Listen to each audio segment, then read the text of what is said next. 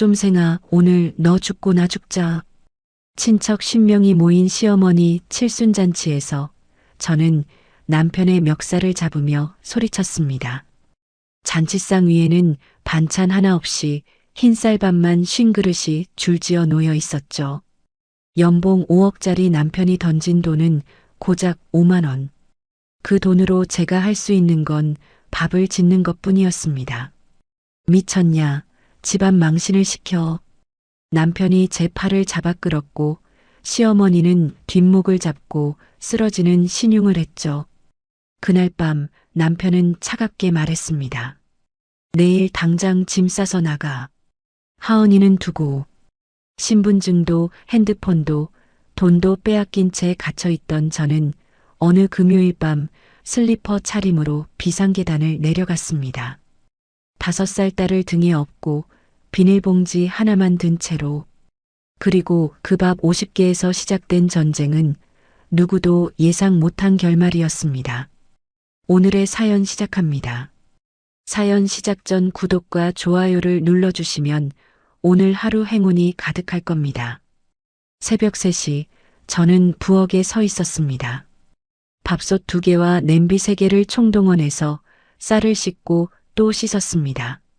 손끝이 시렸지만 멈출 수가 없었죠. 오늘은 시어머니 칠순잔치 날이었습니다. 일주일 전 토요일 아침 준혁이 식탁 위에 지폐 한 장을 던졌습니다. 구겨진 5만 원짜리 한 장이 밥그릇 옆에 떨어졌죠. 야, 이걸로 우리 어머니 칠순상 제대로 차려내. 친척들 50명은 오니까 모자라지 않게 준비하고. 저는 그 돈을 멍하니 내려다봤습니다. 5만 원으로 50명분 한식 뷔페를 차리라는 소리였습니다. 여보, 5만 원으로 50명을 어떻게 대접해? 요새 물가가 얼만데 쌀값 대기도 빠듯해. 준혁이 귀찮다는 듯 넥타이를 획 매며 현관으로 향했습니다. 능력껏 해봐, 능력껏. 살림하는 여자가 그 정도도 계산 못해? 못하겠으면 네가 빌려서라도 하든가. 나는 모르겠고 아무튼 우리 어머니 기 안 죽게 체면만 딱 세워놔. 알았어? 현관문이 쾅 닫혔습니다. 저는 식탁 위 5만 원을 집어들었습니다. 결혼 7년 동안 이런 일은 처음이 아니었죠. 매달 30만 원으로 새 식구 살림을 꾸렸으니까요. 준혁이 나간 뒤 시어머니 박순옥이 거실 소파에 거드름을 피우며 앉아 손가락을 꼽으며 메뉴를 읊기 시작했습니다. 야, 너 잘 들어라.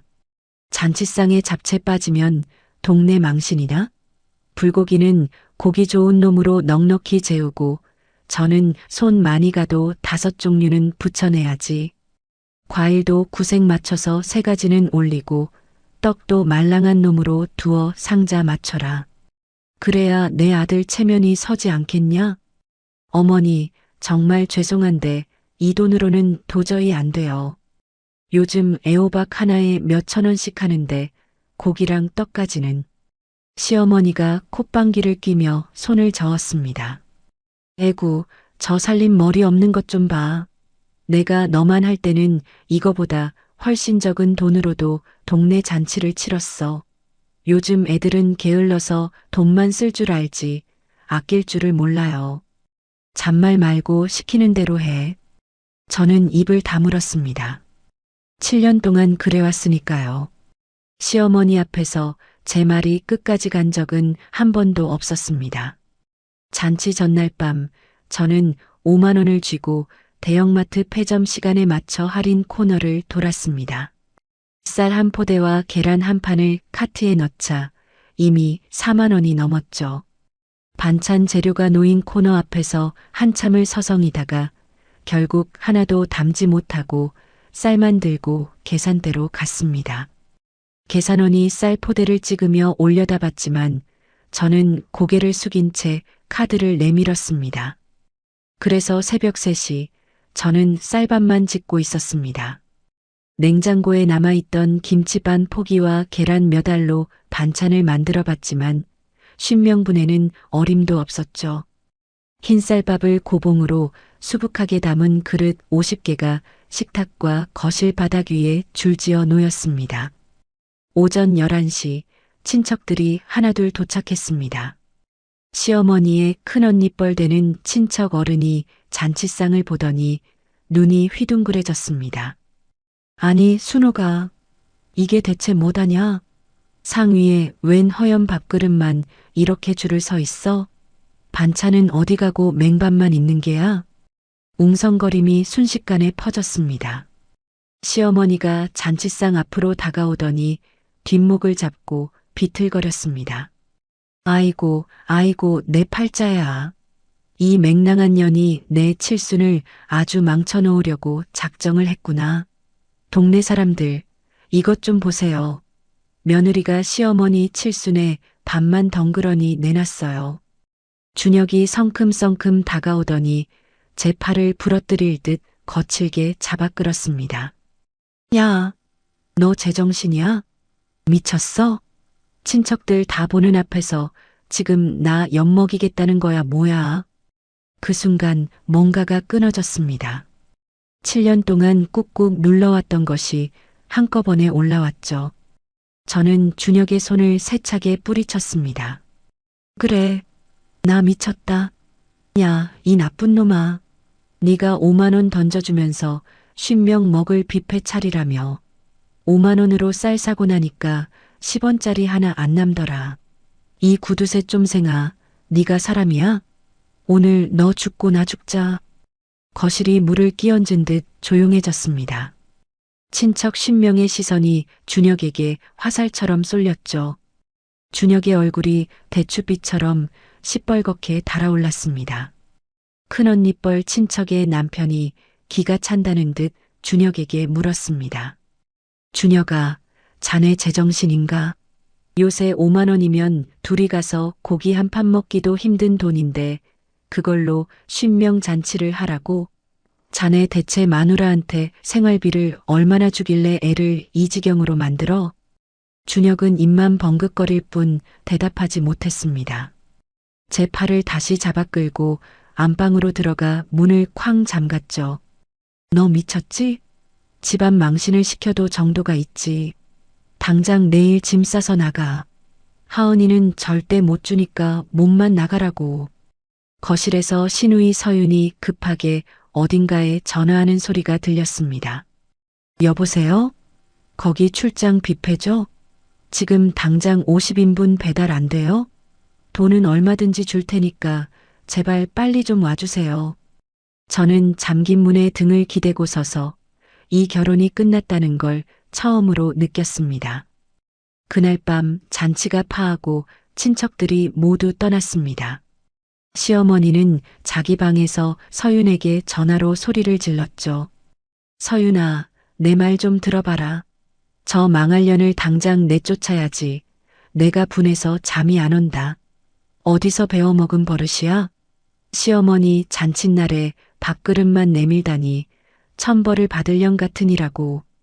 저는 작은 방으로 갔습니다. 하은이가 이불을 머리 끝까지 뒤집어 쓴 채 웅크리고 있었습니다. 이불 밑에서 꺽꺽거리는 작은 흐느낌이 새어나왔죠. 저는 이불을 걷고 아이를 안았습니다. 5살짜리 아이의 작은 몸이 사시나무 떨듯 바들바들 떨고 있었습니다. 저도 하은이를 껴안은 채 소리 없이 울었습니다. 하은이를 재우고 어두운 방에서 천장을 바라봤습니다. 26살의 제가 떠올랐죠. 식품 영양학과를 졸업하고 작은 한식당에서 주방 보조로 일하던 때였습니다. 언젠가 내 가게를 열겠다고 냉장고 문에 메모를 붙여놓았던 시절이었죠. 그 식당의 레지던트였던 준혁이 자주 왔습니다. 진수 씨, 당신이 해주는 밥이 세상에서 제일 맛있어. 평생 당신이 해주는 밥만 먹고 살고 싶다. 그 따뜻한 한마디에 제 전부를 줬습니다. 프로포즈할 때 준혁이 제 손을 꼭 잡고 말했죠. 이제 고생 그만해. 내가 다 알아서 해줄 테니까 당신은 그냥 편하게 쉬어. 일도 그만두고 나만 믿어. 그 달콤한 말을 믿었던 제가 바보였습니다. 결혼 직후 준혁은 제 통장과 카드를 모조리 뺏어갔습니다. 당신은 경제관념이 없잖아. 의사인 내가 관리하는 게 우리 가족 위해서 훨씬 효율적이야. 돈 필요하면 말해. 처음에는 생활비 100만 원이 들어왔습니다. 하지만 시어머니가 짐 싸서 들어온 뒤로는 딱 절반인 50만 원으로 줄었죠. 야, 며느리가 돈 맛을 알면 밖으로 나도는 법이다. 여자는 그저 집에서 손바닥만 한 돈으로 알뜰살뜰 살아야 집안이 일어서는 거야. 50만 원이면 차고 넘친다. 하은이가 태어난 뒤에는 기가 막히게도 30만 원이 됐습니다. 애 기저귀 값이랑 분유는 내가 인터넷으로 최저가 골라서 따로 사줄게. 그러니까 밥값은 30만 원 안으로 해결해. 알았지? 저는 그때마다 바보같이 고개를 숙였습니다. 한 번도 큰 소리 내서 반항하지 못한 제가 결국 오늘의 이 비참한 참극을 만든 거라고 스스로를 탓했습니다. 하은이가 잠든 것을 확인하고 옷장 깊숙이 손을 넣었습니다. 구멍난 양말 뭉치 속에 몰래 숨겨둔 비상금 봉투를 꺼냈죠. 떨리는 손으로 세어보니 딱 23만 원이었습니다. 3년 동안 시어머니 감시를 피해 재래시장에 장 보러 갔을 때 영수증 없는 좌판 할머니들에게 깎아달라 소리도 못하면서 100원, 200원씩 피눈물 나게 아껴서 모은 돈이었습니다. 대형마트에서는 시어머니가 영수증 품목 하나하나를 돋보기로 들여다보며 잔돈까지 다 챙겨갔지만 시장 바닥에서는 그 눈길을 간신히 피할 수 있었죠. 친정어머니에게 전화를 걸어봤습니다. 3년 전 시어머니가 친정 식구들이 우리 아들 등골 빼먹으려 한다며 억지로 인연을 끊게 만든 뒤로 어머니의 번호는 바뀌어 있었습니다. 신호음 대신 지금 거신 번호는 없는 번호입니다라는 차가운 안내 멘트만 가슴을 후벼 팠습니다. 어머니가 몇 년 전 무릎 수술로 요양병원에 입원하면서 살던 집 전화도 정리했다는 풍문만 떠올랐습니다. 다음 날 아침 준혁이 어제 일은 싹 잊었다는 듯 뻔뻔하게 넥타이를 매며 말했습니다. 야, 너 오늘 중으로 어머니 앞에 가서 무릎 꿇고 싹싹 빌어. 석고대죄하라고. 그러면 내가 이번 한 번만 봐줄 테니까. 알았어? 시어머니가 거실 소파에 거드름을 피우며 팔짱을 끼고 앉아 있었습니다. 그래도 지 새끼 애미니까 내쫓지는 말거라. 짐승도 제 새끼 키우는 정은 있는 법이니 내가 참아야지 어쩌겠니. 저는 시어머니 앞에 섰습니다. 온몸이 떨리고 다리에 힘이 풀렸지만 방 안에서 엄마 하고 저를 찾는 하은이 목소리가 들렸습니다. 살기 위해 바닥에 무릎을 꿇었습니다. 시어머니가 제 머리 위에서 가소롭다는 듯 내려다보며 쐐기를 박았습니다. 빌었으니 됐다만 앞으로 반찬값 같은 건 기대도 하지 마라. 살림도 못하는 년한테 돈 주는 거 아까워 죽겠으니까 이제부터 네가 알아서 벌어서 먹이든 굶기든 해. 생활비를 아예 단 1원도 주지 않겠다는 사형 선고였습니다. 바닥을 짚은 손가락 끝에서 피가 배어 나왔지만 통증조차 느껴지지 않았습니다. 그날 저녁 배고픈 하은이가 제 치마폭을 붙잡고 늘어졌습니다. 엄마, 하은이 배고파. 맛있는 거 줘. 냉장고를 열어보니 가슴이 턱 막혔습니다. 어제 잔치 치르고 남은 누런 찬밥 몇 덩이와 김치 찌꺼기뿐이었죠. 저는 찬밥을 뭉쳐 작은 주먹밥을 만들어 하은이 고사리 같은 손에 쥐어줬습니다. 아이가 배가 고팠는지 두 손으로 주먹밥을 꼭 쥐고 허겁지겁 한 입 베어 무는 모습을 보니 눈물이 앞을 가렸습니다. 저는 몰래 밖으로 나가 편의점에서 삼각김밥 2개를 샀습니다. 2,600원을 내고 돌아와서 봉투 속 돈을 다시 세어보니 이제 22만 4천 원 남았습니다. 이 지옥 같은 집에서 이대로 있다가는 저와 하은이는 천천히 굶어 죽을 것이 뻔했습니다. 그날 밤 어둠 속에서 저는 결심했습니다. 반드시 이 집을 탈출하겠다고. 다음 날 준혁이 출근하자마자 움직였습니다. 시어머니가 거실에서 TV를 보는 소리를 확인하고 작은 방으로 들어가 하은이 옷가지 두어 벌과 예방접종 수첩, 그리고 제 신분증을 가방에 넣었습니다. 비상금 봉투를 가방 맨 안쪽에 밀어넣고 지퍼를 잠갔죠. 하은이 손을 잡고 현관으로 향했습니다. 어딜 가려고? 시어머니가 거실에서 일어나 현관을 막아섰습니다. TV 소리에 묻혀 발소리를 못 들었을 거라 생각했는데 시어머니의 눈은 매처럼 날카로웠죠. 하은이 어린이집에. 가방은 왜 그렇게 커? 시어머니가 제 손에서 가방을 낚아챘습니다. 지퍼를 열자 하은이 옷가지와 신분증, 비상금 봉투가 쏟아져 나왔죠. 역시 도망칠 속셈이었구나. 이것 봐라. 시어머니가 신분증과 비상금 봉투를 움켜쥐고 자기 방으로 들어가 문을 잠갔습니다. 저는 닫힌 문 앞에서 하은이 손을 잡은 채 서 있었습니다. 하은이가 고개를 들어 저를 올려다봤죠. 아이의 눈에 물기가 고여 있었습니다. 1시간 뒤 시어머니가 준혁에게 전화를 걸었습니다. 야, 이것이 하은이 데리고 도망치려 했어. 빨리 와봐. 준혁이 병원에서 급히 돌아왔습니다.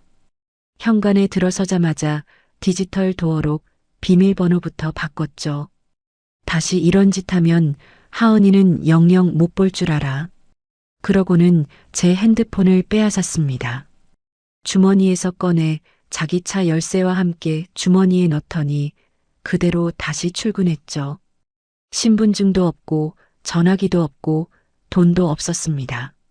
저는 그날부터 갇혔습니다. 그로부터 열흘 동안 저는 유령이었습니다.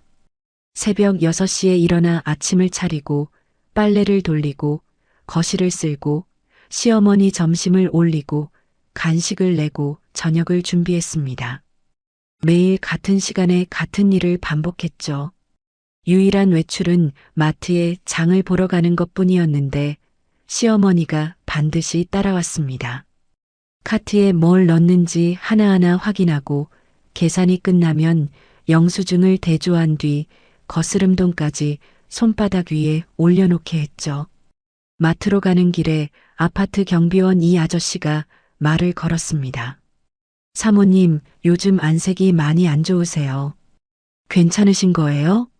시어머니가 바로 옆에 서 있었습니다. 괜찮아요. 그 한마디가 전부였죠. 시어머니가 경비원에게 웃으며 말했습니다. 며느리가 몸이 좀 약해서요. 신경 써주셔서 감사합니다. 저는 고개를 숙인 채 걸었습니다. 시어머니의 그 다정한 목소리가 마트까지 이어졌죠. 바깥에서 보면 자상한 시어머니와 조용한 며느리였을 겁니다. 어느 날 마트에서 시어머니가 화장실에 갔습니다. 3분이었죠. 저는 마트 입구 공중전화로 뛰어갔습니다. 친정어머니의 옛 번호를 눌렀지만 여전히 없는 번호라는 안내만 나왔습니다. 고등학교 동창 수빈이의 번호를 떠올리며 눌렀죠. 신호가 갔습니다. 여보세요? 수빈아, 나 은서야. 전화기 너머로 수빈이가 한참 말이 없었습니다. 은서야, 미안해. 내 남편이 얼마 전에 나한테 전화했어. 너한테 연락하지 말라고. 무슨 일이야? 시어머니가 화장실에서 나오는 모습이 보였습니다. 저는 수화기를 내려놓았죠. 준혁이 제 친구들에게까지 전화를 돌렸다는 걸 그때 알았습니다. 전화도 사람도 모든 연결이 끊겨 있었습니다. 그 무렵부터 하은이가 달라졌습니다. 저녁 때 현관 비밀번호 누르는 소리가 나면 하은이가 하던 것을 멈추고 자기 방으로 숨었습니다. 밤마다 잠꼬대로 같은 말을 되풀이했죠. 엄마 가지마, 엄마 가지마. 어린이집에서도 마찬가지였습니다. 등원할 때 담임 선생님이 저를 붙잡고 말했죠.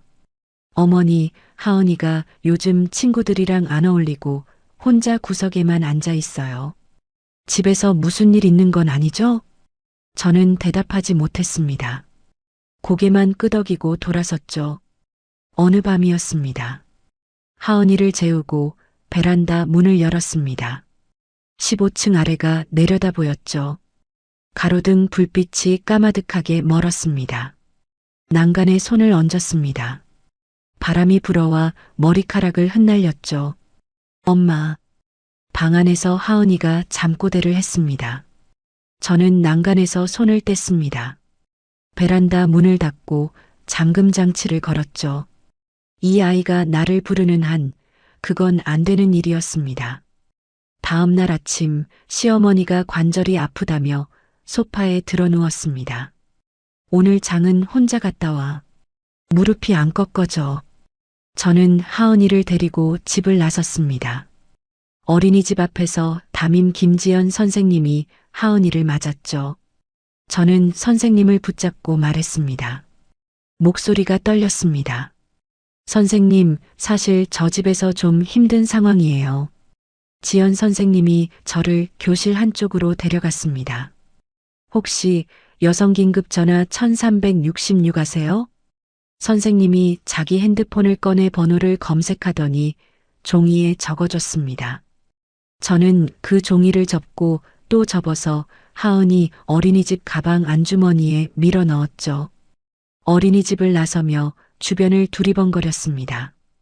혹시 시어머니가 따라온 건 아닌지, 누가 보고 있는 건 아닌지, 종이 한 장 숨기는 일이 범죄라도 저지르는 것 같았습니다. 며칠 뒤 하은이가 낮잠을 자는 시간이었습니다. 시어머니도 자기 방에서 코를 골았죠. 저는 살금살금 시어머니 방 앞을 지나 거실로 갔습니다. 집 전화기를 들고 1366을 눌렀습니다. 손이 떨려서 2번이나 잘못 눌렀죠. 여성긴급 전화 1366입니다. 저는 떨리는 목소리로 말했습니다. 남편이 생활비를 안 주고 핸드폰이랑 신분증을 빼앗겼어요. 집 밖으로 나갈 수가 없어요. 상담원이 차분한 목소리로 물었습니다. 어디 사는지, 아이가 있는지, 폭력이 있었는지. 저는 하나하나 대답했죠. 상담원이 잠시 기다려달라고 하더니 다시 전화를 받았습니다. 가까운 피난처 2곳에 확인해 봤는데요. 한 곳에 자리가 있습니다. 신분증 없이도 입소 가능하세요. 수화기를 쥔 손이 젖어 있었습니다. 빠져나갈 수 있는 길이 있다는 걸 그때 처음 알았죠. 수화기를 내려놓고 돌아서는데 시어머니가 안방 문 앞에 서 있었습니다. 어디다 전화했어? 심장이 멎는 것 같았습니다. 하은이 어린이집이요. 내일 소풍 준비물 확인하려고요. 시어머니가 눈을 가늘게 뜨고 저를 봤습니다. 그날 저녁 시어머니가 준혁에게 전화했죠. 이것이 몰래 전화하더라. 어린이집이라는데 수상해. 다음 날 집 전화기가 시어머니 방으로 옮겨졌습니다.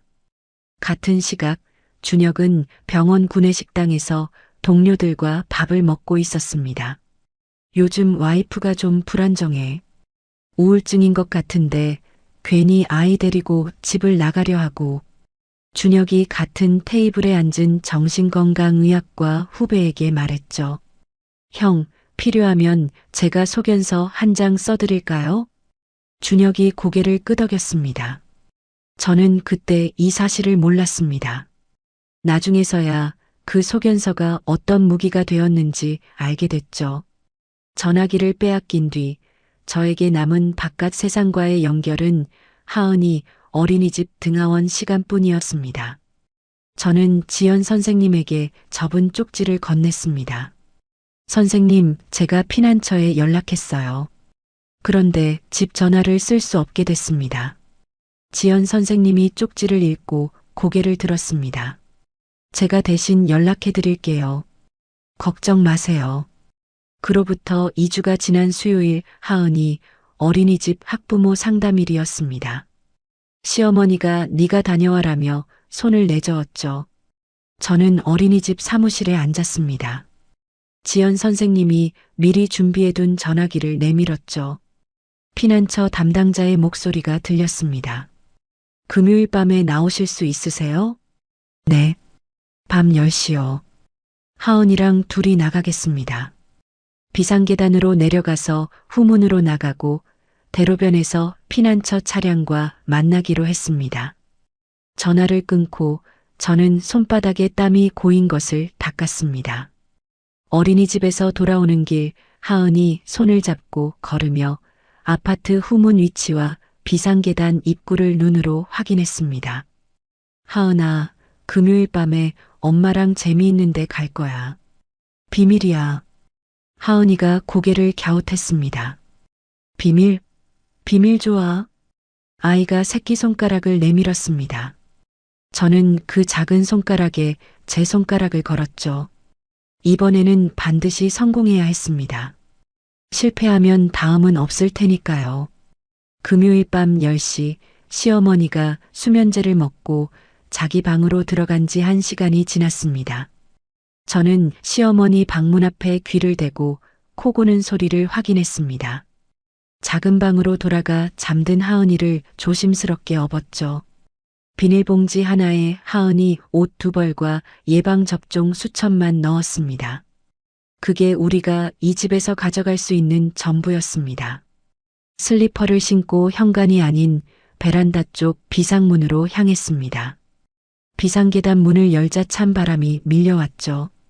하은이가 잠결에 움찔했지만 깨지는 않았습니다.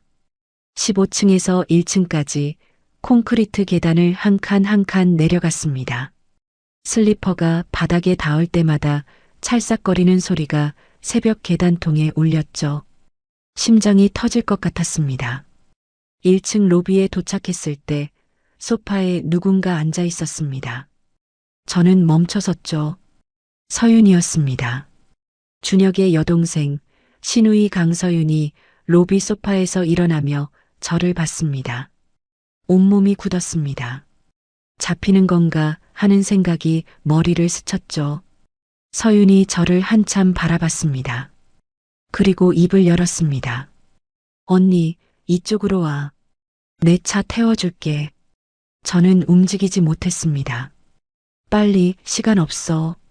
서윤이 지하 주차장 쪽으로 걸었습니다. 저는 하은이를 업은 채 서윤의 뒤를 따랐죠. 차 뒷좌석에 하은이를 눕히고 조수석에 앉았습니다. 서윤이 시동을 걸며 말했습니다. 어린이집 지연 선생님한테 연락받았어. 오늘 언니가 나간다고. 서윤이 우연히 온 게 아니었습니다. 미리 연락을 받고 대기하고 있었던 거죠. 오빠가 언니한테 하는 짓 다 알고 있었어. 서윤이 핸들을 쥔 손에 힘을 주며 말했습니다. 어머니가 생활비 끊으라고 한 것도 친정 연락 못하게 한 것도 다 알았어. 근데 나도 무서워서 아무 말 못했어. 차가 아파트 단지를 빠져나갔습니다. 어릴 때부터 그랬어. 어머니는 오빠한테만 다 해줬고 나는 눈치만 봤지. 오빠한테 뭐라고 하면 어머니가 난리를 치니까. 서윤의 목소리가 갈라졌습니다. 저는 그때 알았죠. 이 가족 안에서 서윤도 또 다른 사람이었다는 걸. 입을 막고 살아온 건 저만이 아니었습니다. 피난처 앞에 차가 멈췄습니다. 서윤이 내리지 않고 핸들을 잡은 채 말했죠. 더 일찍 도와줬어야 했는데. 언니 미안해. 저는 서윤의 손을 잡았습니다. 아무 말도 나오지 않았죠. 피난처 입구에서 상담원이 기다리고 있었습니다. 이윤서 씨 맞으시죠? 안전합니다. 여기서는 괜찮아요. 저는 하은이를 안고 피난처 안으로 들어갔습니다. 문이 닫히는 소리를 들었습니다. 그 소리가 얼마나 크게 느껴졌는지 모릅니다. 7년 만에 처음으로 누군가가 괜찮다고 말해주는 곳에 발을 디뎠습니다. 하은이를 재우고 피난처에서 받은 임시 핸드폰을 켰습니다. 시어머니가 새벽에 빈 방을 발견한 모양이었죠. 준혁에게서 12통의 부재중 전화가 와 있었습니다. 문자도 있었습니다.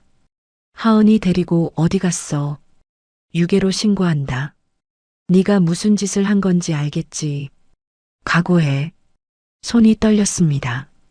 핸드폰을 내려놓고 이불을 끌어안았죠. 잠은 오지 않았습니다. 다음 날 아침 서윤에게서 문자가 왔습니다. 언니 미안. 당분간 연락 못할 것 같아. 시어머니가 서윤에게 전화했다고 했습니다. 네가 도왔지? 네가 가족을 배신한 거야. 아버지 산소에 맹세해. 서윤이 시어머니에게 그런 소리를 들었다는 거죠. 저 때문에 서윤까지 궁지에 몰린 겁니다. 미안함과 불안이 뒤섞여서 종일 아무것도 할 수가 없었습니다. 피난처 생활 3일째 소장님이 저를 상담실로 안내했습니다. 법률 상담해 주실 분이 오셨어요. 상담실 문을 열자 50대 중반의 여자분이 서류 가방을 옆에 놓고 앉아 있었습니다. 정도윤 전직 변호사이자 여성자활센터를 운영하는 분이었죠. 도윤 선생님이 메모장을 꺼내며 말했습니다. 천천히 말씀해 주세요. 다 듣고 나서 정리할게요. 저는 처음부터 이야기했습니다. 결혼 직후 통장을 빼앗긴 일, 생활비가 30만 원으로 줄어든 일, 친정과 연락이 끊긴 일, 칠순잔치에 5만 원을 받은 일. 20분 동안 쉬지 않고 말했죠. 도윤 선생님은 한마디도 끊지 않고 메모장에 적었습니다. 제 이야기가 끝나자 펜을 내려놓고 저를 똑바로 봤습니다. 은서 씨, 남편분이 한 건 경제적 학대예요. 법으로 처벌받을 수 있는 가정폭력입니다. 저는 눈을 깜빡였습니다. 가정폭력이라는 단어가 낯설었죠. 맞은 적은 없으니까요. 때린 적은 없는데요. 때리는 것만 폭력이 아니에요. 돈을 안 주고 바깥과 연락을 끊고 신분증을 빼앗는 것도 다 폭력입니다. 증거만 확보하면 이혼도 양육권도 다 가능해요. 도윤 선생님이 메모장을 덮으며 말했습니다. 그리고 은서 씨, 이건 당신 잘못이 아닙니다. 그 한마디에 7년 동안 삼킨 것들이 한꺼번에 올라왔습니다.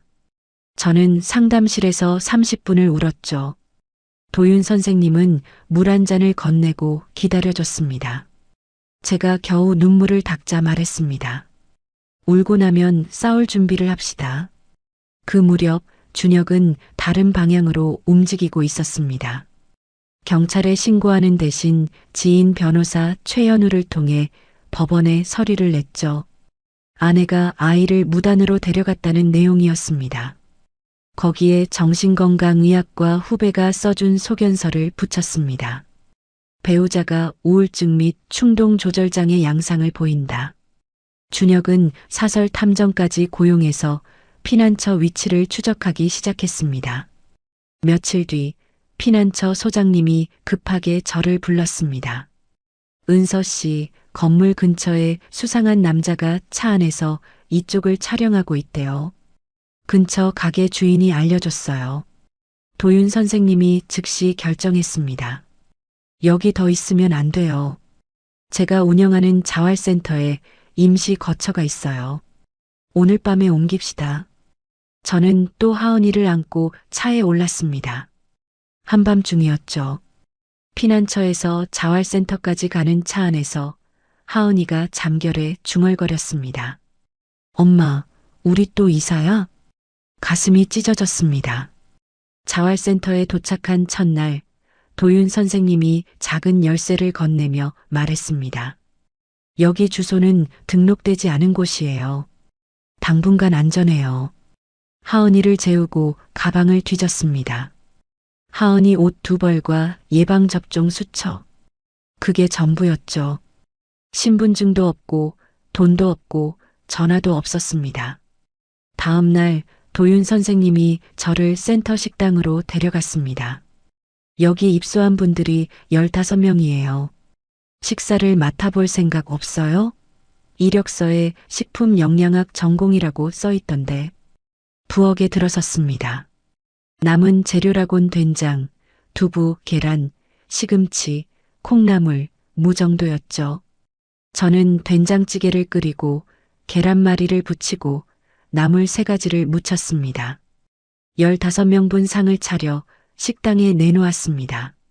한 여자분이 젓가락을 들고 밥을 한 입 먹더니 젓가락을 내려놓고 울었습니다. 이런 밥 오랜만에 먹어봤어요. 그 말에 저도 코끝이 시큰했습니다. 밤에 하은이에게 말했죠. 엄마가 오늘 많은 사람한테 밥을 해줬어. 하은이가 이불을 끌어안으며 대답했습니다. 엄마 밥은 세상에서 제일 맛있으니까. 그로부터 며칠 뒤 모르는 번호로 문자가 왔습니다. 서윤이었습니다. 새 번호를 만들어서 보낸 거였죠. 언니 미안해. 오빠 서재 책상 2번째 서랍에 통장이 여러 개 있어. 언니 이름으로 된 것도 있을 거야. 그리고 오빠가 최근에 부동산 명의를 옮기는 서류를 본 것 같아.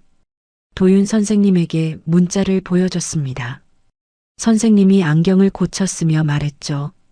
결혼 중에 생긴 재산은 부부 공동 재산이에요. 은서 씨 이름으로 된 통장을 남편이 몰래 관리했다면 그것 자체가 문제가 되고요. 부동산 명의를 옮긴 건 더 큰 문제예요. 선생님이 메모장에 무언가를 적으며 말했습니다. 이혼 소송 전략을 짜기 시작합시다. 자활센터 생활 2주째 되는 날 우편물이 도착했습니다. 법원에서 온 통보서였죠. 준혁이 낸 임시 양육권 신청에 대해 법원이 양쪽 이야기를 듣겠다는 내용이었습니다. 도윤 선생님이 통보서를 읽고 저를 봤습니다. 이 싸움 절대 지면 안 됩니다. 저는 하은이 손을 잡았습니다. 결혼 7년 만에 처음으로 남편과 법으로 맞서는 날이 정해진 거였죠. 법원 복도는 조용했습니다. 저는 나무 의자에 앉아 2 손을 무릎 위에 올려놓았죠. 손가락 끝이 차가웠습니다. 도윤 선생님이 소개해준 국선 변호사 한정민이 제 옆에 서서 서류를 넘기고 있었습니다. 법정 문이 열리고 준혁이 들어왔습니다. 양복을 깔끔하게 차려입고 옆에는 변호사 최연우가 서 있었죠. 준혁이 저를 한번 쳐다봤습니다. 저는 고개를 숙이지 않았습니다. 7년 동안 항상 고개를 숙였는데 그날은 숙이지 않았죠. 한정민 변호사가 먼저 말했습니다. 이은서 씨는 가정폭력 피해자로서 아이를 보호하기 위해 집을 나온 것입니다. 유기가 아닙니다. 최연우 변호사가 서류 한 장을 꺼내 들었습니다. 이은서 씨는 정신건강에 문제가 있습니다. 여기 전문의 소견서가 있습니다. 한정민 변호사가 바로 받아쳤죠. 이 소견서는 이은서 씨를 직접 진료한 적 없는 의사가 남편의 말만 듣고 쓴 겁니다. 증거로 쓸 수 없습니다. 판사가 양쪽 서류를 번갈아 읽었습니다. 시간이 얼마나 흘렀는지 모릅니다. 판사가 입을 열었죠. 현 시점에서 아이의 양육 상태를 갑자기 바꾸는 것은 아이에게 좋지 않다고 판단합니다. 당분간 어머니와 함께 지내는 것을 유지합니다. 다만 본격적인 재판에서 양육 환경을 자세히 조사하겠다는 단서를 붙였습니다. 저는 법원 복도로 나와 벽에 등을 기대고 주저앉았습니다. 다리에 힘이 풀렸죠. 완전히 이긴 건 아니었습니다. 하지만 하은이가 당장 제 곁에서 떨어지지 않는다는 것, 그것만으로 충분했습니다. 복도 반대편에서 준혁이 걸어왔습니다.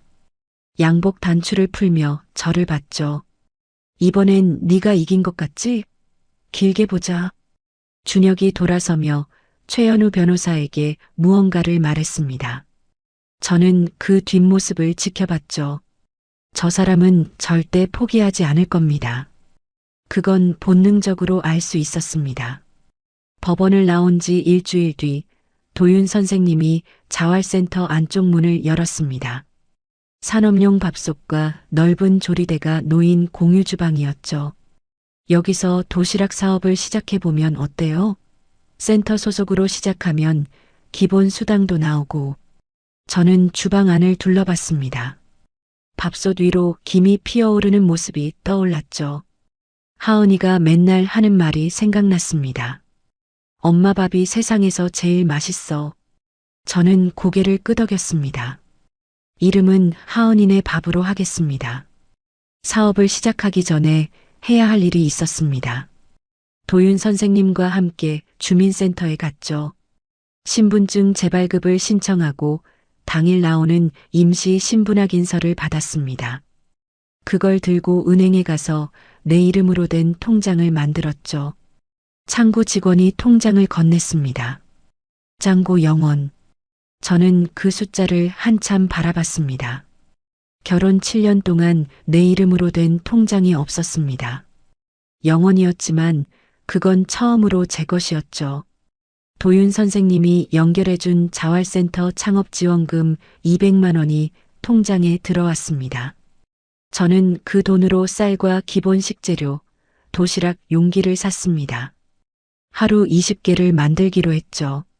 매일 아침 7시 반에 하은이를 자활센터 근처 어린이집에 데려다 줬습니다. 돌아오자마자 공유 주방에서 밥을 짓고 반찬을 만들었죠. 도시락 20개를 싸서 센터 근처 오피스 건물을 돌아다녔습니다. 수제 도시락이요. 5,000원입니다. 사무실 문을 두드릴 때마다 심장이 쿵쿵거렸습니다. 대부분 고개를 저었죠. 첫날 팔린 도시락은 3개였습니다. 남은 17개를 저녁에 하은이와 둘이 먹었죠. 내일은 더 팔리겠지. 제 입에서 나온 말이었지만 확신은 없었습니다. 2주 동안 하루 판매량이 5개에서 10개 사이를 오갔습니다. 재료비도 건지지 못하는 날이 이어졌죠. 그때 센터 근처 부동산 사무실에 시식용 도시락을 가져갔습니다. 사무실 문을 열자 60대 할머니가 안쪽에 앉아 있었죠. 오말순 할머니였습니다. 할머니, 수제 도시락인데 한번 드셔보세요. 말순 할머니가 뚜껑을 열고 밥 한 술을 떴습니다. 천천히 씹더니 숟가락을 내려놓고 저를 올려다봤죠. 아가, 이 밥 어째 우리 엄마 밥맛이네. 그날부터 말순 할머니가 매일 3개씩 주문했습니다. 부동산을 찾아오는 손님마다 붙잡고 말했죠. 저기 도시락 먹어봐. 내가 60년 밥 먹으면서 이런 밥은 처음이야. 할머니의 입소문은 근처 법무사 사무실, 세무사 사무실, 학원가 강사들에게 퍼졌습니다. 주문이 하나둘 늘기 시작했죠. 한 달째 후반에 접어들자 하루 주문량이 40개를 넘겼습니다. 첫 달 매출을 정산했습니다. 전반 2주는 부진했고 후반 2주에 주문이 몰렸죠. 총 매출 약 330만 원에서 재료비, 용기가, 주방 사용료를 빼니 손에 남는 돈은 160만 원이었습니다. 은행에 가서 통장에 넣었죠. 화면에 찍힌 숫자를 보며 한참을 서 있었습니다. 결혼 7년 동안 내 이름으로 번 돈은 한 번도 없었습니다. 160만 원이 그렇게 크게 느껴진 적이 없었죠. 그 무렵 준혁은 사설 탐정을 통해 제가 도시락 사업을 하고 있다는 걸 알아냈습니다. 시어머니에게 전화했죠. 거짓골로 길에서 밥 팔고 다닌대. 내 체면이 뭐가 되는 거야? 시어머니가 소리를 질렀습니다. 그래서 쫓아냈어야 했어. 하은이만 두고 쫓아냈어야 했다고. 준혁은 변호사 최연우의 조언을 받아 재산을 숨기기 시작했습니다. 통장 명의를 어머니와 먼 친척에게 옮기고 자기 이름으로 된 부동산도 매매 계약을 진행했죠. 도윤 선생님과 한정민 변호사는 매주 한 번 만나 대책을 세웠습니다. 서윤이 몰래 보내준 통장 정보와 부동산 이야기를 근거로 법원에 준혁의 금융거래 내역을 내놓으라는 명령을 신청하고 부동산을 함부로 팔지 못하게 막는 신청도 넣었죠. 도윤 선생님이 저에게 말했습니다. 이혼 소송 준비하면서 동시에 사업도 키워야 해요. 두 가지를 같이 해야 하니까 힘들겠지만 한 발 한 발 같이 가면 됩니다. 사업 두 달째 자활센터에 있던 박미선이 찾아왔습니다. 28살 남편에게 맞아서 갈비뼈가 부러진 채 센터에 온 여자였죠. 언니, 나도 좀 도와줄게. 가만히 있으면 미치겠어. 미선이가 배달과 포장을 맡았습니다. 요리는 못했지만 도시락을 한 개 한 개 정성스럽게 싸고 자전거로 배달을 뛰었죠. 미선이가 합류하면서 하루 생산량이 60개를 넘겼고 배달 범위도 옆 동네까지 넓어졌습니다. 두 달째 월 순수입이 250만 원을 넘었죠. 미선아, 너도 나중에 내 이름으로 뭔가 시작할 수 있어. 미선이가 도시락 용기를 닦으며 웃었습니다. 언니 보면서 배우고 있어. 언니가 할 수 있으면 나도 할 수 있는 거잖아. 그러던 어느 날 오후 어린이집 앞에 낯익은 뒷모습이 서 있었습니다. 작은 체구에 흰머리가 많이 늘어난 여자. 저는 걸음을 멈췄죠. 엄마. 친정어머니가 돌아섰습니다. 3년 만이었습니다. 어머니의 얼굴에 주름이 깊어져 있었죠. 어머니가 저를 보자마자 입을 가리고 울었습니다. 우리 은서 미안하다. 엄마가 미안하다. 저는 어머니에게 달려갔습니다. 어머니 품에 안기자 7년 동안 삼킨 것들이 다시 올라왔죠. 어린이집 앞에서 둘이 한참을 울었습니다.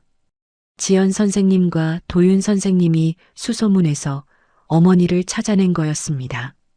3년 동안 네가 나를 버린 줄 알고 매일 울었다. 어머니가 제 손을 잡고 말했죠. 시어머니가 그러더라. 은서가 연락하지 말라고 했다고. 그래서 엄마는 시어머니가 3년 전 제 핸드폰에서 친정 연락처를 다 지우고 어머니에게는 제가 연락을 끊었다고 거짓말했던 겁니다. 어머니가 떨리는 손으로 봉투 하나를 건넸습니다. 요양병원 퇴원하고 경로당 급식 도우미도 하고 노인 일자리 사업도 나가고 언젠가 은서한테 주려고 모은 거다. 봉투 안에 구겨진 지폐들이 들어 있었습니다. 세어보니 500만 원이었죠. 무릎이 좋지 않은 어머니가 몇 년에 걸쳐 한 푼 한 푼 모은 돈이었습니다. 저는 그 봉투를 쥐고 한동안 아무 말도 못했습니다. 이 돈으로 도시락 사업을 키우고 이혼 소송 비용도 마련할 수 있었죠. 그보다 더 큰 건 이제 혼자가 아니라는 것이었습니다. 2주 뒤 주민센터에서 정식 주민등록증을 수령했습니다. 내 이름이 박힌 신분증을 손에 쥐었죠. 신분증, 통장, 사업 수익 그리고 곁에 있는 사람들. 7년 동안 아무것도 없었던 제가 하나씩 되찾고 있었습니다. 사업을 시작한 지 5달째 저는 자활센터 근처 상가 지하 1층에 공유주방을 빌렸습니다. 독립 출입구가 있어서 새벽에도 드나들 수 있는 곳이었죠. 20평짜리 주방에 산업용 밥솥 2대와 조리대를 들이고 미선이와 함께 하루 100개 도시락을 만들 수 있는 체제를 갖췄습니다. 하은이네 밥이라는 이름으로 사업자 등록을 마친 날 등록증을 액자에 넣어 주방 벽에 걸었죠. 결혼 7년 동안 내 이름으로 된 것이라곤 아무것도 없었는데 이제 벽에 걸린 액자 안에 이은서라는 이름이 있었습니다. 개업 첫날 말순 할머니가 화분을 들고 찾아왔습니다. 우리 아가 드디어 가게 냈네. 대박 나야 된다. 대박. 할머니가 화분을 주방 입구에 내려놓으며 웃었죠. 그 화분은 지금도 같은 자리에 있습니다. 개업 소식이 지역 맘카페에 올라갔습니다. 누군가가 쓴 글이었죠. 5만 원으로 잔치상을 차려야 했던 여자가 만드는 정성 도시락. 그 글이 퍼졌습니다. 지역 신문 기자가 취재를 왔죠. 기사 제목은 경제적 학대를 이겨낸 도시락 창업기였습니다. 기사가 나간 뒤 주문이 쏟아졌습니다. 하루 150개까지 늘었죠. 미선이와 둘이서 새벽 4시에 일어나 밥을 짓고 반찬을 만들고 도시락을 쌌습니다. 아침 7시 반에 하은이를 어린이집에 데려다 주는 건 친정어머니가 맡아줬죠. 어머니가 근처에 방을 얻고 가까이 살게 된 덕분이었습니다. 기사가 나간 지 한 달 뒤 이혼 소송 첫 번째 재판이 열렸습니다. 한정민 변호사가 증거 서류를 법원에 냈죠. 7년간 월 30만 원만 받은 생활비 내역, 친정과의 연락이 끊긴 정황, 1366 상담 기록, 피난처 입소 기록. 준혁 측 변호사 최현우가 반박했습니다. 이윤서 씨는 정서적으로 불안정합니다. 아이를 불안정한 환경에 노출시켰습니다. 한정민 변호사가 피난처 소장, 도윤 선생님, 지연 선생님의 서면 증언을 꺼냈죠. 이윤서 씨가 아이를 데리고 나온 건 학대 환경에서 벗어나기 위한 것이었고, 피난 이후 아이를 안정적으로 양육하고 있다는 관계자들의 증언이 여기 있습니다. 재판이 끝난 뒤 한정민 변호사가 살짝 고개를 끄덕이며 말했습니다. 분위기가 나쁘지 않아요. 법원을 나서는데 준혁이 복도에서 제 앞을 막았습니다. 합의하자. 하은이만 나한테 보내면 1억 줄게. 저는 준혁의 눈을 봤습니다. 7년 동안 그 눈을 똑바로 본 적이 없었죠. 하은이는 내 목숨과도 안 받고 준혁의 표정이 굳었습니다. 저는 돌아섰죠. 복도 끝에서 도윤 선생님이 기다리고 있었습니다. 은서 씨, 정말 많이 달라졌어요. 사업 수익이 월 400만 원을 넘겼습니다. 저는 자활센터를 나와 하은이와 함께 살 원룸을 구했죠. 15평짜리 작은 방이었습니다. 이사 첫날 하은이가 빈 방을 뛰어다녔습니다. 엄마, 여기가 우리 집이야? 응. 엄마가 번 돈으로 구한 우리 집이야. 하은이가 깔깔대며 방 안을 굴렀습니다. 7년 만에 처음으로 우리 집이라는 말을 제 입으로 했죠. 그날 저녁 새 밥솥으로 밥을 짓고 반찬 4가지를 만들어 상을 차렸습니다. 하은이가 밥 한 술을 뜨더니 씹으며 웃었죠. 엄마, 이 밥이 세상에서 제일 맛있어. 5만 원으로 맨밥 50개를 지었던 그날의 밥과 지금의 밥이 같은 쌀이었습니다. 저는 하은이 머리를 쓰다듬으며 손등으로 눈가를 닦았죠. 그 무렵 준혁이 움직이기 시작했습니다. 사설 탐정에게 제 사업장 주소와 납품처 목록을 알아내게 한 뒤 제3자 이름의 전화로 납품처에 하나하나 전화를 돌렸죠. 그 도시락 업체 사장이 정신적으로 좀 불안정한 사람이라고 합니다. 위생 관리에 문제가 있을 수도 있다고요. 일주일 사이에 오피스 빌딩 3곳과 학원과 납품 2곳이 계약을 끊었습니다. 하루 주문량이 150개에서 80개로 뚝 떨어졌죠. 이유를 알 수 없어서 해지한 업체를 직접 찾아갔습니다. 저희가 뭘 잘못한 게 있으면 말씀해 주세요. 담당자가 난처한 표정으로 말했습니다. 남자 목소리로 전화가 왔어요. 사장님 정신 상태에 문제가 있다고. 준혁이었습니다. 아니, 준혁이 시킨 사람이었죠. 한정민 변호사에게 알리자 바로 대답이 돌아왔습니다. 전화 기록을 확보하면 범죄로 고소할 수 있어요. 하지만 당장 매출이 반토막 나서 다음 달 월세와 주방 임대료를 내기도 빠듯했습니다. 미선이가 도시락 용기를 닦으며 말했죠. 언니, 오프라인이 막히면 온라인으로 가면 되지. 배달앱 넣고 인스타에서 직접 팔자. 미선이가 인스타그램 계정을 만들고 저는 배달앱 3곳에 입점 신청을 넣었습니다. 그런데 배달앱 승인이 나려면 시간이 필요했죠. 팔로워는 200명이 채 안 됐습니다. 한두 달은 버텨야 했습니다. 재판도 길어졌습니다. 2번째 재판에서 준혁 측이 새로운 주장을 꺼냈죠. 이윤서 씨가 집을 나간 뒤 아이를 피난처와 자활센터를 떠돌게 했습니다. 도시락 장사 수입으로는 안정적인 양육이 불가능합니다. 법원이 가정조사관을 보내 양육 환경을 살펴보겠다고 했습니다. 양육권 싸움이 길어질 거라는 뜻이었죠. 원룸을 청소하고 하은이 어린이집 출석 기록과 건강검진표를 정리했습니다. 그런데 밤마다 같은 생각이 머리를 떠나지 않았죠. 준혁의 강남 50평 아파트와 대학병원 의사라는 직업, 내 15평 원룸과 도시락 장사. 조사관이 이 둘을 비교하면 어떻게 될까? 도윤 선생님이 말했습니다. 조사관이 보는 건 집 크기가 아니에요. 아이와 엄마 사이의 관계, 양육 의지, 그리고 학대가 다시 일어날 가능성. 은서 씨는 그 모든 면에서 유리해요. 한정민 변호사도 준혁의 방에 전화에 대한 고소장을 접수하고 해지된 납품처 담당자들에게서 익명 전화를 받았다는 진술서를 확보하기 시작했죠.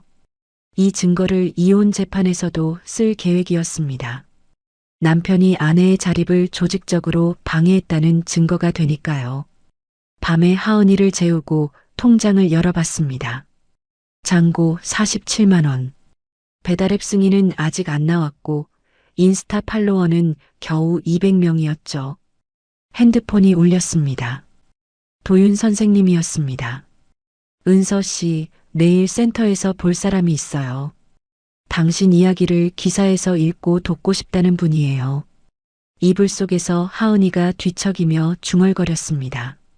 엄마, 내일도 밥 해줘. 저는 이불을 아이 어깨까지 끌어올렸죠.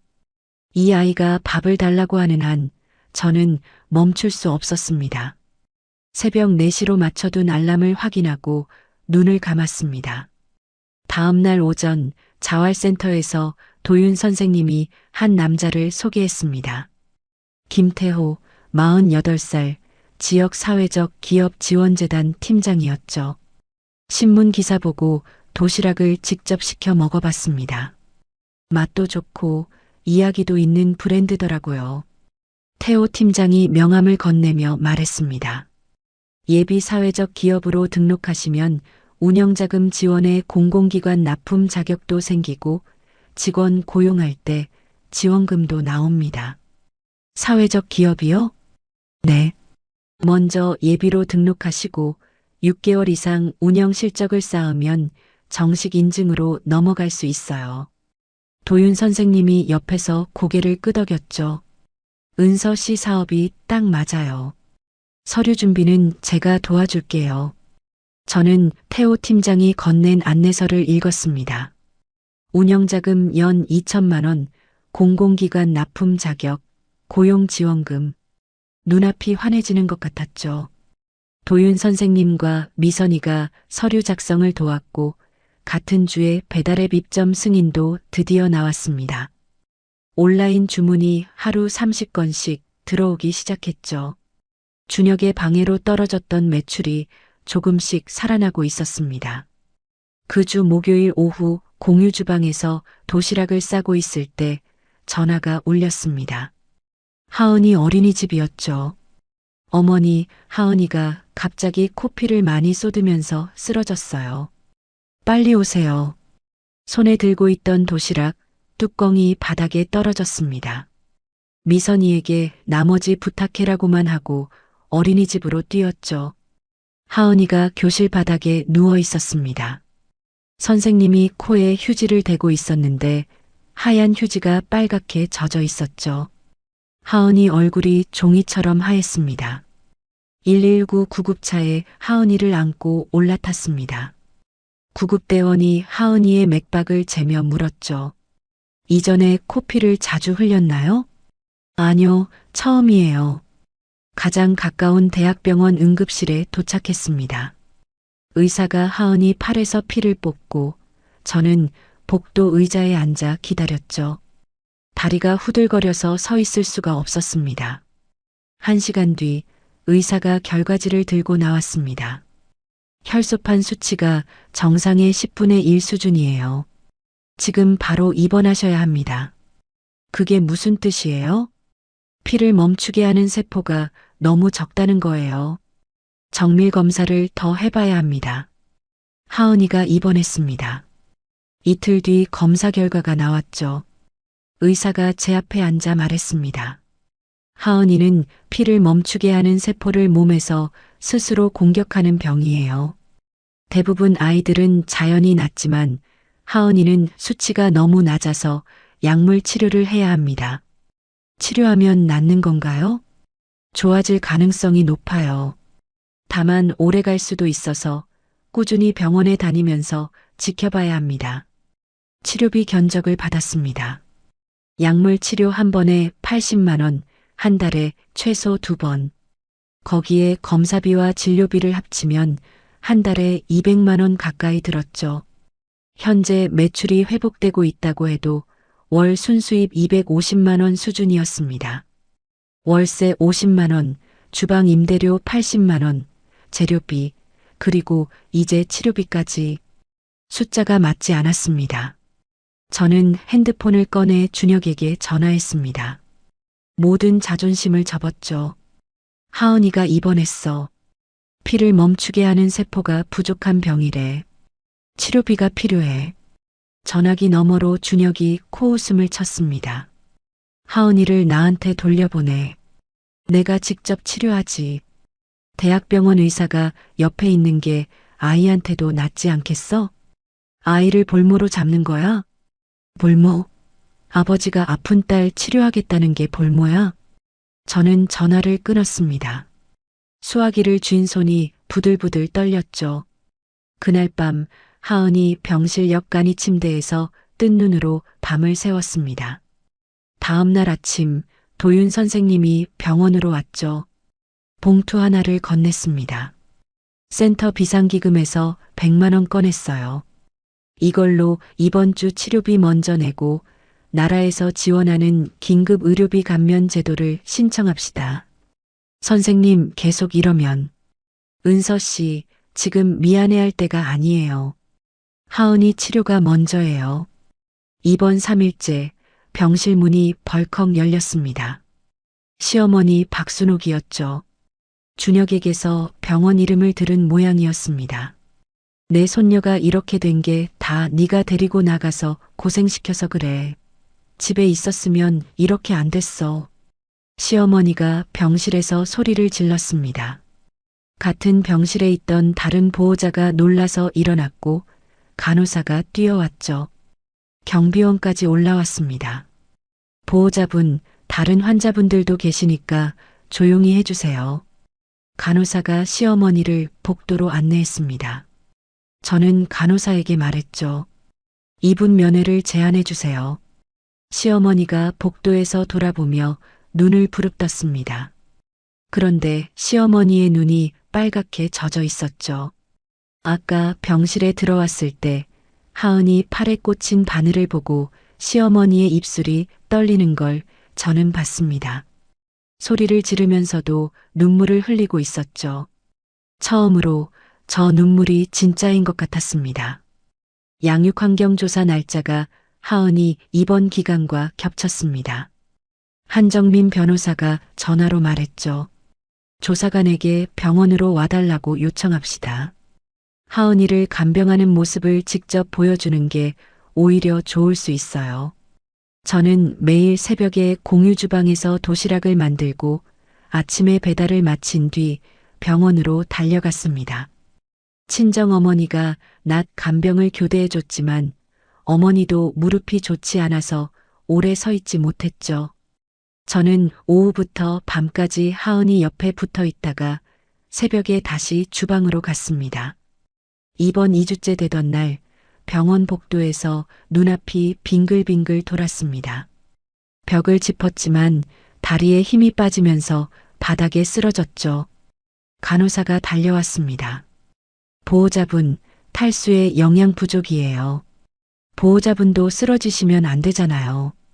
팔에 수액을 맞고 있는데 미선이가 헐레벌떡 뛰어왔습니다. 언니, 제발 나한테 좀 맡겨. 도시락은 내가 할게. 언니가 쓰러지면 하은이는 누가 지켜. 미선이가 도시락 만드는 걸 전부 맡겠다고 했습니다. 도윤 선생님도 센터 봉사자 3명을 배달에 붙였죠. 말순 할머니가 전화를 했습니다. 아가, 몸부터 추슬러. 도시락 홍보는 내가 할게. 상가 전단 돌리면 되지 뭐. 저는 병원 침대에 누워 천장을 봤습니다. 혼자 다 하려고 했던 제가 다른 사람의 손을 처음으로 받아들이는 순간이었죠. 하은이의 수치가 조금씩 올라가기 시작했습니다. 3만, 5만, 7만. 의사가 고개를 끄덕이며 좋아지고 있다고 했죠. 그때 서윤이 병원에 나타났습니다. 준영 몰래 3번으로 연락해서 병실을 찾아온 거였죠. 오빠한테 들키면 안 되니까 10분만. 서윤이 봉투 하나를 건넸습니다. 안에 현금 200만 원과 서류 뭉치가 들어 있었죠. 오빠 서재에서 복사해 왔어. 오빠가 해외에 숨겨둔 돈 내역이랑 어머니 이름으로 옮긴 예금, 서류, 부동산 매매 계약서. 저는 서류를 넘기며 서윤을 봤습니다. 이번엔 도망 안 칠게. 법정에서 증인으로 서줄게. 오빠가 뭐라 하든 이제 상관없어. 서윤의 눈이 단단했습니다. 예전에 피난처까지 태워다 주고 연락을 끊었던 때와는 달랐죠. 내가 7년 동안 모른 척한 값을 치를게. 며칠 뒤 준혁이 서윤의 움직임을 눈치챘습니다. 가족을 배신하면 너도 끝장이야. 아버지 유산에서 빼버린다. 서윤이 증인석에 설 수 있을지 불확실해졌습니다. 도윤 선생님, 한정민 변호사와 밤늦게 병원 카페에서 머리를 맞댔죠. 서윤 씨가 법정에 서기 전에 미리 서면으로 진술을 받아둡시다. 그리고 증인 보호 조치도 신청하고요. 한정민 변호사가 펜을 돌리며 말했습니다. 하은이가 3주 만에 퇴원했습니다. 수치가 10만까지 올라왔죠. 병원복을 벗기고 하은이가 좋아하는 분홍색 원피스를 입혔습니다. 아이를 안고 병원 정문을 나섰죠. 엄마가 반드시 지켜줄게. 한 손에는 하은이, 다른 한 손에는 서윤이 가져다 준 서류 봉투를 쥐었습니다. 이혼 재판 마지막 변론이 2주 앞이었습니다. 이 전쟁을 끝내야 하은이 치료도 우리 삶도 온전해질 수 있었죠. 재판 당일 아침 하은이를 친정 어머니에게 맡기고 집을 나섰습니다. 어머니가 현관에서 하은이 손을 잡고 서 있었죠. 엄마, 어디가? 금방 올게. 할머니랑 맛있는 거 먹고 있어. 하은이가 고개를 끄덕였습니다. 저는 돌아서며 어머니를 봤죠. 어머니가 입술을 꾹 다물고 고개를 끄덕였습니다. 아무 말 없어도 알 수 있었죠. 잘하고 와라 라는 뜻이었습니다. 법정에 들어서자 반대편에 준혁이 앉아 있었습니다. 고급 양복에 넥타이를 단정하게 매고 옆에는 변호사 최연우가 서류를 펼치고 있었죠. 저는 준혁의 눈을 봤습니다. 준혁도 저를 봤죠. 7년 동안 늘 제가 먼저 시선을 피했는데 그날은 피하지 않았습니다. 준혁의 눈꺼풀이 잠깐 떨렸죠. 한정민 변호사가 서윤이 가져다 준 서류를 꺼냈습니다. 해외에 숨겨둔 돈 내역, 시어머니 이름으로 옮긴 예금 서류, 부동산 매매 계약서. 법정이 술렁였죠. 최연우 변호사가 바로 일어섰습니다. 출처를 알 수 없는 복사본입니다. 증거로 쓸 수 없습니다. 한정민 변호사가 고개를 저었죠. 법원이 명령해서 받아낸 금융거래 자료와 내용이 일치합니다. 여기 대조해 보시면 됩니다. 법원이 독자적으로 확보한 자료와 서윤의 서류가 서로 맞아떨어졌습니다. 최연우 변호사가 입을 다물었죠. 그때 법정 문이 열렸습니다. 서윤이 들어왔죠. 준혁이 고개를 돌렸습니다. 서윤을 보는 준혁의 눈이 날카롭게 좁아졌죠. 서윤의 다리가 잠깐 멈칫했습니다. 하지만 서윤은 다시 걸어서 증인석에 섰죠. 증인은 원고와 어떤 관계입니까? 피고 강준혁의 동생이고 원고의 시누이입니다. 서윤이 말하기 시작했습니다. 7년 동안 본 것들을 오빠가 결혼 직후에 언니 통장을 다 가져갔어요. 어머니가 생활비를 줄이라고 했고 오빠가 그대로 따랐어요. 친정 연락을 끊은 것도 친구들한테 전화하지 말라고 한 것도 다 봤어요. 준혁 측 변호사가 끼어들었습니다. 가족이니까 원고 편을 드는 거 아닙니까? 서윤이 고개를 들어 최연우 변호사를 봤죠. 가족이니까 더 이상 거짓말을 못하겠는 겁니다. 서윤의 목소리는 떨리지 않았습니다. 방청석에서 도윤 선생님이 안경을 벗고 눈을 닦았죠.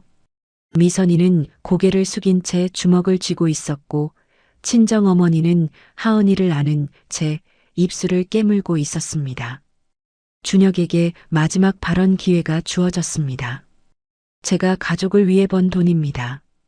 아내가 살림을 제대로 못해서 제가 관리한 것뿐입니다. 재판장이 준혁을 받습니다. 연봉 5억의 수입으로 배우자에게 월 30만 원을 준 것이 정상적인 가정 운영이라고 보십니까? 준혁이 입을 열었다가 다물었습니다. 대답이 나오지 않는 것 같았죠. 제 차례가 왔습니다. 저는 일어섰죠. 결혼 7년 동안 저는 제 이름으로 된 통장이 없었습니다. 핸드폰도 없었고 친정 어머니와 3년 동안 연락도 못했습니다. 법정이 조용했습니다. 시어머니 칠순에 5만 원을 받고 밥 50개를 지은 날 저는 처음으로 소리를 질렀습니다. 7년 동안 한 번도 못한 말을 했죠. 숨을 들이마시고 말을 이었습니다. 저는 제 딸에게 보여주고 싶습니다. 엄마도 한 사람의 사람으로 살 수 있다는 걸요. 재판장이 잠깐 저를 바라봤습니다. 저는 자리에 앉았죠. 2주 뒤 판결이 나왔습니다. 재판장이 판결문을 읽었죠.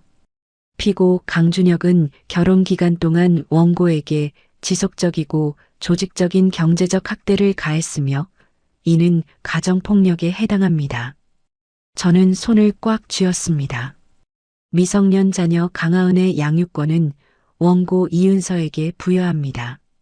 재산은 결혼 기간에 생긴 부부 공동 재산의 절반인 약 3억 원과 위자료 5천만 원을 인정하며 양육비로 월 300만 원 지급을 명합니다.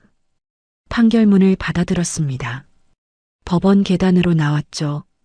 도윤 선생님, 한정민 변호사, 미선이, 친정어머니가 계단에 서 있었습니다. 무릎에 힘이 빠졌습니다. 계단에 주저앉았죠. 끝났어요? 도윤 선생님이 제 어깨를 잡았습니다. 이겼어요, 은서 씨.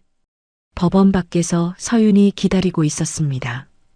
담 옆에 기대어 서서 저를 보자 웃었죠. 언니 축하해. 저는 서윤에게 달려갔습니다. 서윤을 껴안았죠. 네가 아니었으면 못 이겼어.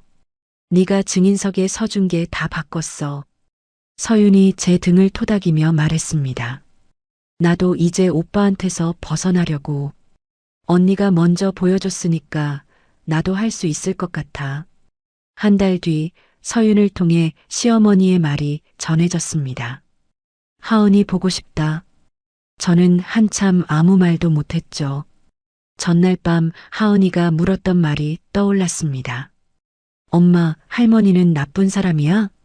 할머니도 아픈 사람이야. 용서할 수 있을지는 모르겠습니다. 하지만 하은이가 언젠가 원한다면 할머니를 만나게 해줄 수도 있겠다는 생각을 마음 한쪽에 넣어뒀죠. 양육비가 들어오기 시작했고 도윤 선생님이 연결해준 나라 지원 의료비 감면도 적용됐습니다. 하은이 치료비 부담이 크게 줄었죠. 정기 검진에서 의사가 말했습니다. 수치가 15만으로 올라왔어요. 정상 범위에 안정적으로 들어와 있습니다. 경과가 아주 좋아요. 하은이가 제 옷자락을 잡아당기며 올려다 봤습니다. 엄마, 나 이제 안 아파? 응. 우리 하은이 아주 씩씩해서 이겨낸 거야. 저는 진료실 의자에서 하은이를 무릎에 앉히고 꼭 안았죠. 그날 저녁 원룸에서 혼자 밥상을 차리며 지나온 시간을 떠올렸습니다. 5만 원짜리 지폐 한 장, 맨밥 50개, 15층 베란다. 슬리퍼 차림의 탈출. 22만 4천 원. 첫 달 순수입 160만 원. 하은이의 코피. 법정에서의 마지막 말. 밥을 한술 뜨고 천천히 씹었습니다. 이 밥이 처음으로 온전히 제 밥이었죠. 끝난 건 아니었습니다. 준혁이 판결에 불복할 수도 있었고 하은이 병이 다시 나빠질 수도 있었죠. 예비 사회적 기업에서 정식 인증으로 넘어가려면 넘어야 할 산도 많았고 7년간 쌓인 상처가 판결문 한 장으로 아무는 것도 아니었습니다. 하지만 이제는 두렵지 않았죠. 무엇이 와도 맞설 준비가 돼 있었으니까요. 하은이가 방에서 걸어 나왔습니다. 엄마, 같이 먹자. 저는 하은이 자리에 밥그릇을 놓았습니다. 아이가 옆에 앉았죠. 둘이서 밥을 먹었습니다. 이혼 판결 1년 뒤 공유주방 벽에는 액자가 2개 걸려 있었습니다. 하나는 하은이네 밥 사업자 등록증이었고 다른 하나는 사회적 기업 인증서였죠. 예비 등록 후 6개월 운영 실적을 채우고 정식 인증을 받았습니다. 직원이 5명으로 늘었죠. 모두 가정폭력을 겪고 자활센터를 거쳐 온 여자들이었습니다. 미선이가 부주방장이 됐습니다. 새벽에 나란히 서서 밥을 짓고 반찬을 만들었죠. 미선이가 개발한 새 메뉴가 배달앱 후기에서 인기를 끌었습니다. 지역 학교 2곳과 공공기관 3곳에 정기 납품 계약을 맺었고 월 매출이 1,500만 원을 넘겼죠. 도윤 선생님이 주방에 들러 액자 2개를 번갈아 보며 말했습니다. 처음에 22만 4천 원으로 시작한 사업이 여기까지 왔네요. 22만 4천 원이 아니라 밥 50개에서 시작한 거예요. 도윤 선생님이 웃었습니다. 저도 웃었죠. 도윤 선생님의 자활센터와 함께 다시 짓는 밥상이라는 프로그램을 만들었습니다.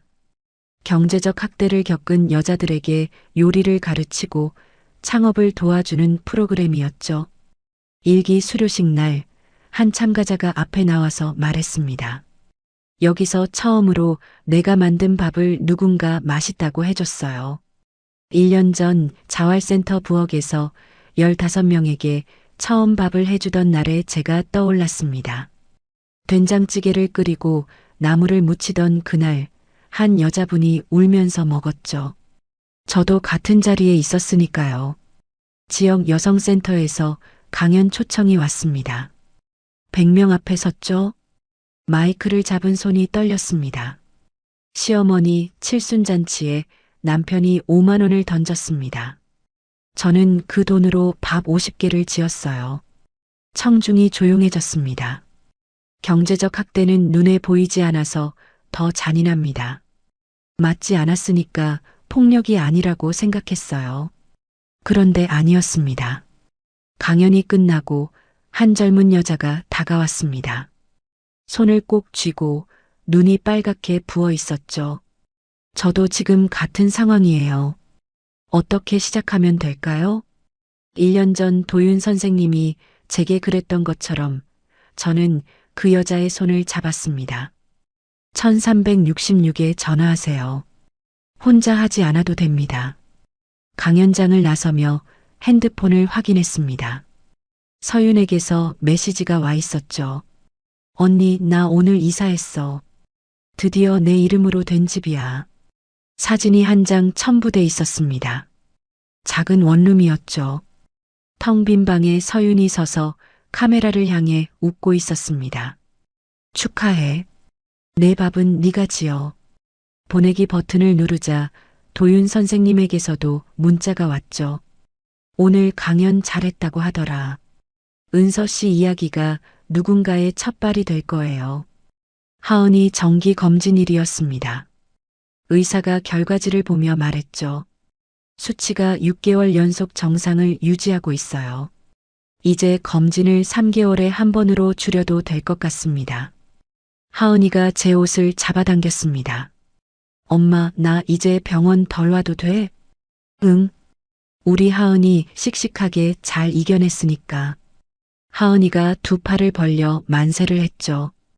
병원 간이 침대에서 엄마를 걱정하며 잠들던 이 아이가 지금은 병원 복도에서 깔깔 웃고 있었습니다.